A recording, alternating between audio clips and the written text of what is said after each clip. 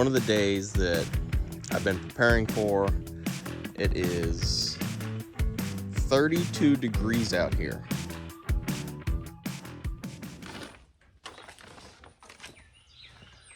Hello everybody and welcome back. This is Not a Pro Gardener here, and we are in Zone 6B, now 7A. Today we are going to be planting our tomato plants in the high tunnel. I know, it's an exciting time for us. We are definitely getting the tomatoes in the ground in here. We're going to show you how we will protect our plants from frost as well. First weekend in March, and we are excited about getting our hands dirty and planting. Now, I'm gonna pip up some videos of me setting this up to plant the tomato plants that I have laid down the fabric, put the drip tape in, all that stuff. And then we're just gonna talk about it a little bit. Today, it's going to be 55 degrees here soon, and the high is, I think, 60 something. And it's going to be full sun today, so it's going to be really warm inside this thing. So I opened up both ends of the tunnel, and we are in southern Illinois. One of the farmers markets we will be attending will be the Chester Farmers Market, and hopefully the Sparta Farmers Market in Illinois, because they are roughly the closest, and with my time schedule, them fit into it. So that's what I'm going to be starting with this year, and we're pretty excited about it. The reason we're going to be planting our tomato plants today, because the ground temperature is around what we want it to be for the tomato plants. If the ground temperature is below 40 degrees, you do not want to plant your tomato plants, because they'll like go into a remission where they'll just be dormant.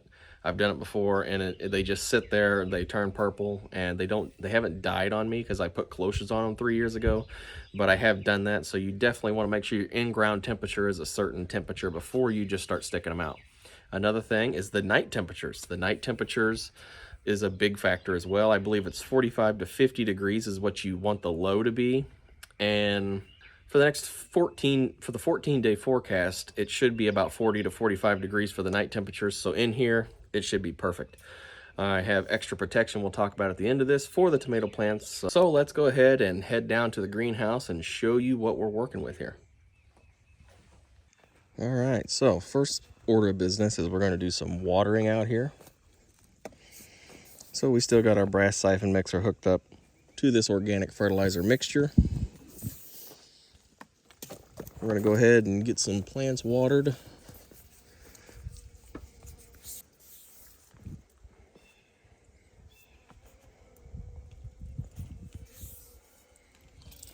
All right, so bees probably aren't going to like it, but we're going to go ahead and get all these guys watered up real good. Yeah, we got a ton of bees. We have a ton of bees getting water off these plants, and they'll eventually dry off, so hopefully they don't hate me too much. But we need to get some bee feeders. If anybody's got any recommendations for wild bee feeding apparatus or tools or anything like that, go ahead and leave them down in the comments. I'd like to get something. Okay.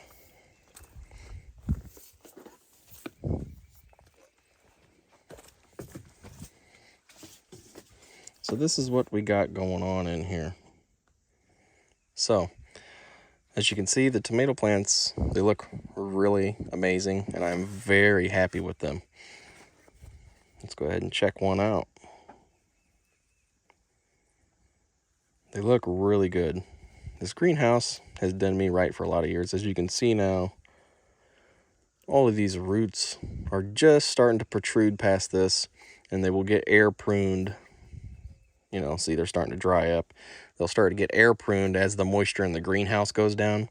So that is one benefit to using these, but I've also learned that advertisements say that these break down, and I've learned, me personally, that yeah, that's not quite the case. It takes a lot longer than you think to get those to break down, even if they do.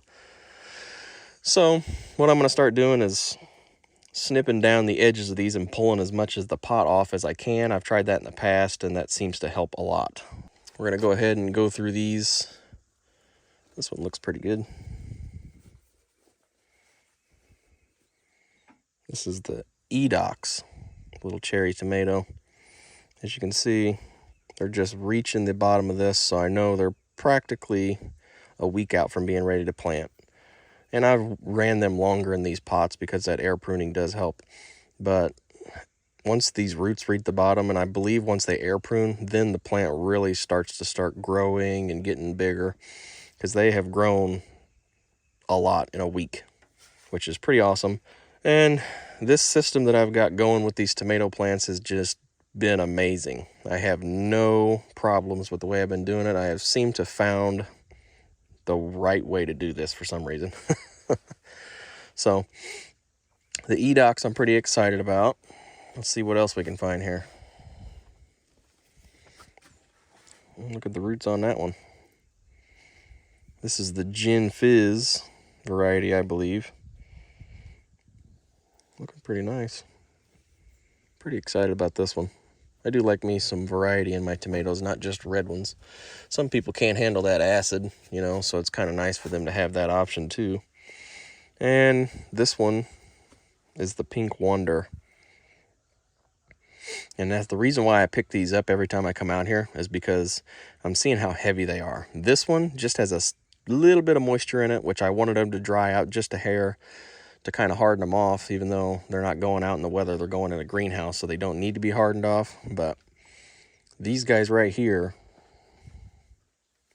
should thrive whenever I put them out there on the ground, I'm hoping. And we got a lot of Pink Wonders. I believe this whole tray is Pink Wonder. What else we got here? Mountain Ore. I think it's Mountain Ore. I'm not 100% sure anymore, but I'll pop up an image of the Mountain Ore. I can't remember what it is. This MT variety, because I cannot pronounce the name for some reason in my brain. It's doing pretty good. It's not doing as good as the other ones versus height-wise, but its stem is definitely getting really thick. So they're all doing, I would say, performing their best. And yes, this is pronounced Marnor, and I put the T for tomato. I don't know why, but that's just what I did. All in all, we're going to have 2 rows of Pink Wonder, and I'm glad I chose to do 2 of these because these guys are doing amazing. Look at this one. This guy is huge. I got a couple of them that are like that, that are like excelling at life, which is exactly what I want them to do. So we went over the varieties we're going to be planting. This is the environment they've been in, and as you can see, I still have my thermometer in here. For 2 nights, I took this plastic that was covering this off, as you can see, but for 2 nights it was 30 degrees and 32 degrees outside, and at one point it dropped down to 21 degrees. And with just this aquarium heater right here in this barrel, these plants survived. It was 35 degrees in the greenhouse, and I came out here to check on them. The purple wasn't even under the leaves, which shows you that they were still doing good. And this aquarium heater was enough to keep this 55-gallon drum heated enough to keep them happy. These are our tomato plants we're going to be planting in the high tunnel for the market garden, and they are just looking healthy, and this is exactly what I want them to look like. They are beautiful. So we're going to go ahead and do a little rest of the look around the greenhouse, kind of show you what we got going on, and then we're going to start planting some tomato plants. So let's get after it. The strawberries, they're kind of so-so. I mean, they obviously take a long time. I just kind of wanted to get some planted this year for next year. Those are my experimental ones where I just clip the head off to do a double eater out of a couple of those, and those are just extras. Got my rosemary here. Rosemary's doing pretty decent. It finally started taking off about 3 weeks ago. The basil's finally starting to bush out since I clipped the tops off, because I want to use those for pollinators whenever it gets too hot. And then I'm going to sell some of it as cut flowers as well. Like the oregano seems to be doing great. It's the first time I ever have seed started and grown oregano. Sage is doing pretty good too. I'm going to plant all this stuff hopefully in the next 2 to 3 weeks, maybe. We'll see. If we have some more cold temperatures, I'm not going to, but waiting for probably March, the end of March, to get this stuff out because it's still kind of cold. And this is my broccoli, cauliflower, kale, and red kale. This stuff is looking pretty great.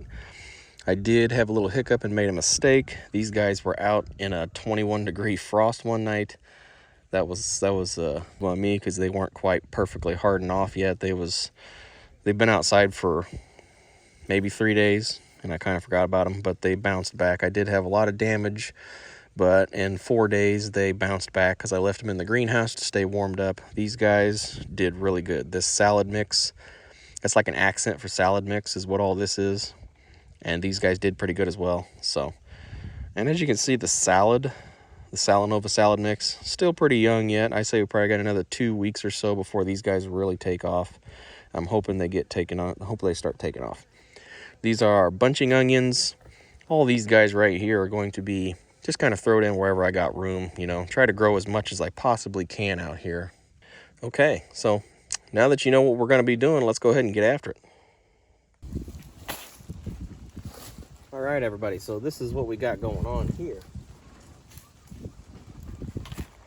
So, got our tomato plants kind of set out here. We're just going to widen the hole just a little bit, just to help get that to slide down in there better. Going to remove some of the dirt.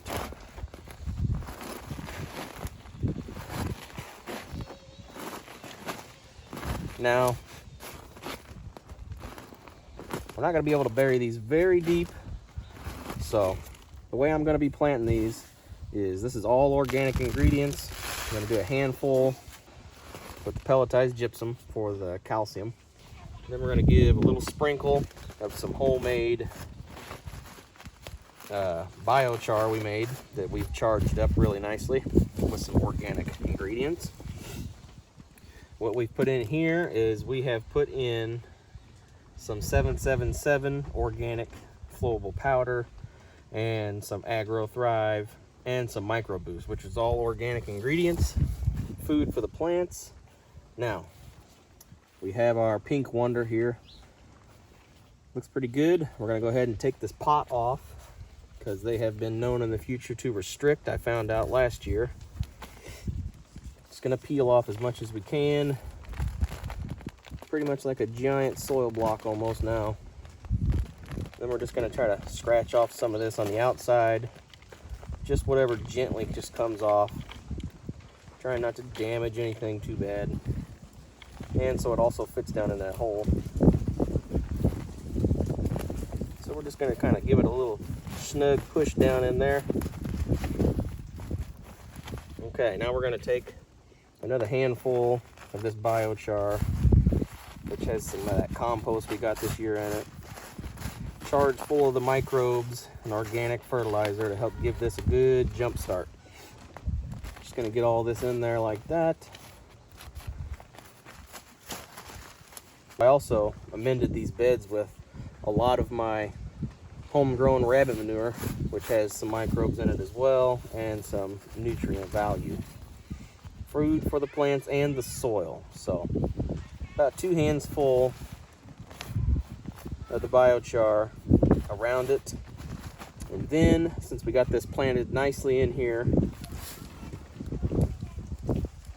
want to find you a sprayer.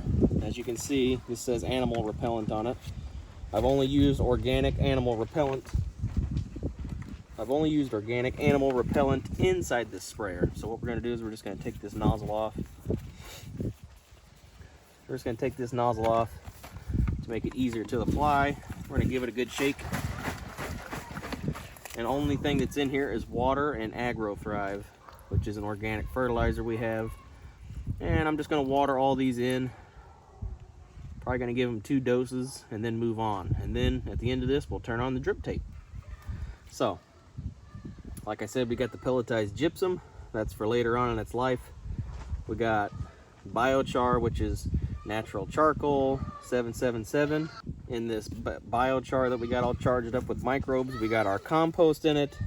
So in this biochar that we charged up with our microbes, we got our compost, some all natural charcoal that was made, which is the biochar, and we charged it with some 777 flowable powder, and we charged it with some Agro Thrive general purpose, some Micro Boost, and we also put in some of our rabbit manure in there to help. So plenty of organic food here for this tomato plant, and with it overflowing like that, I know I got enough in there. It'll be good till I get a chance to turn the drip tape on. So we're gonna go ahead, get a time lapse going and show you us getting all this done. So let's get it done.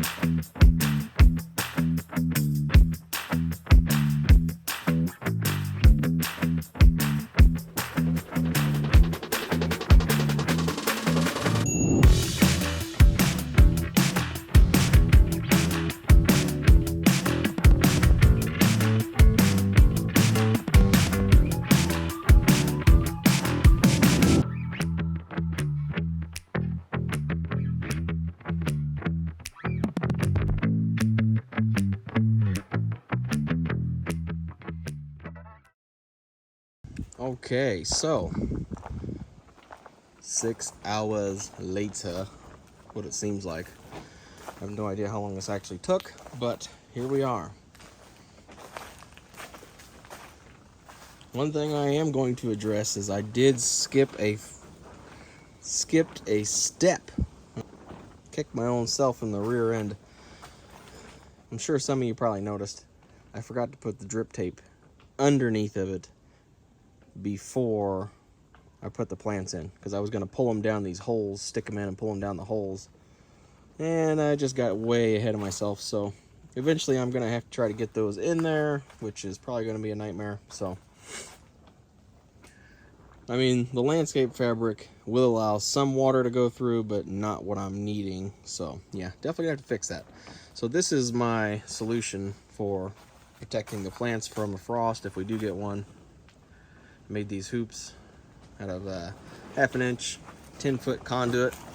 And a little new addition that I added to this is this guy right here, this stainless steel eye bolt.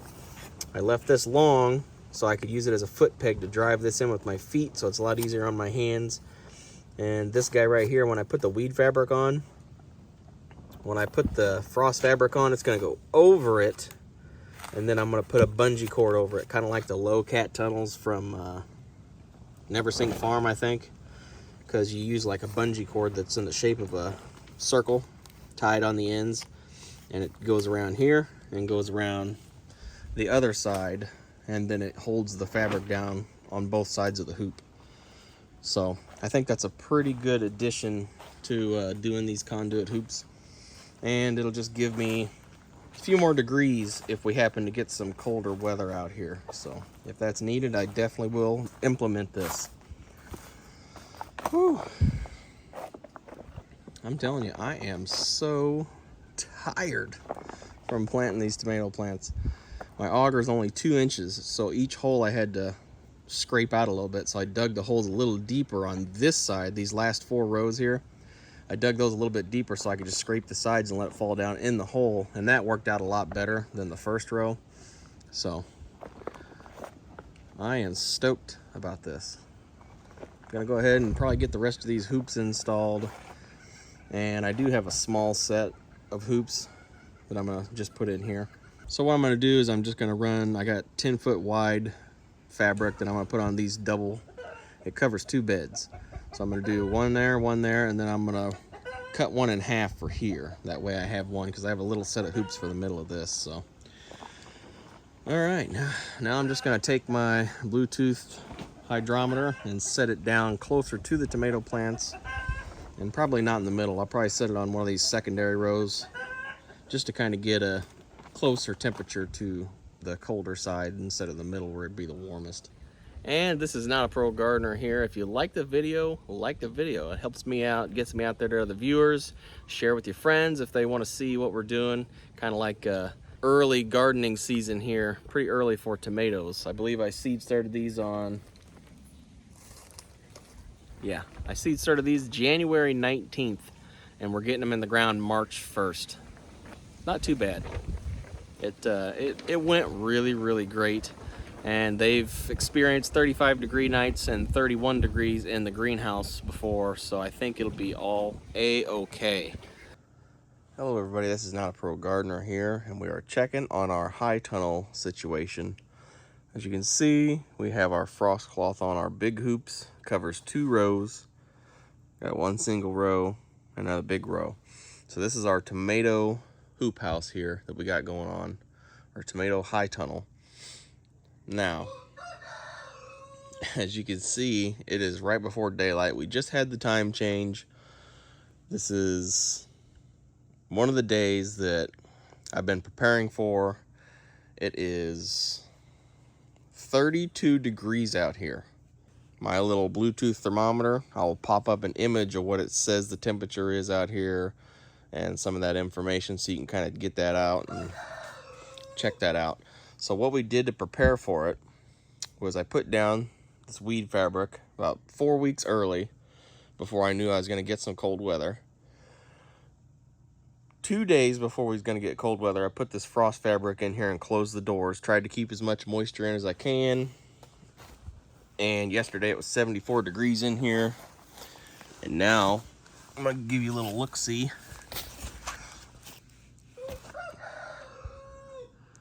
Yep. As you can see, tomatoes are still standing. A little moisture dew on top of them, but every one of them seem to be doing just fine. The night before it got about 45 degrees, so it seemed like this stuff kind of got eased into it, which is exactly what I wanted. I have proof that they can withstand that cold a temperature as long as the ground's warmed up.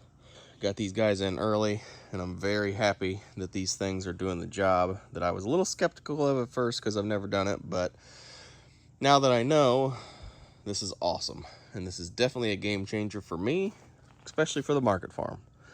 High tunnel for the win. See if I can get you in there so you can kind of see what it looks like in there.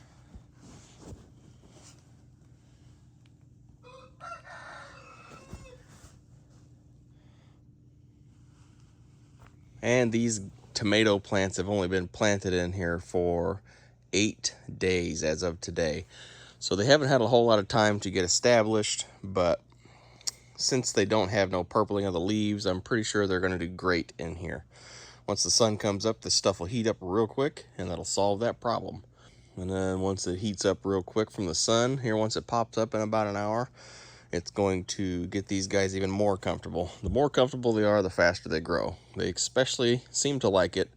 They especially seem to like it when it's about 75 to 80 degrees in here. Although I haven't got it quite up to 80 just yet, it's getting close. Just these colder days that we got pop up every once in a while seem to do this, which this is the first time.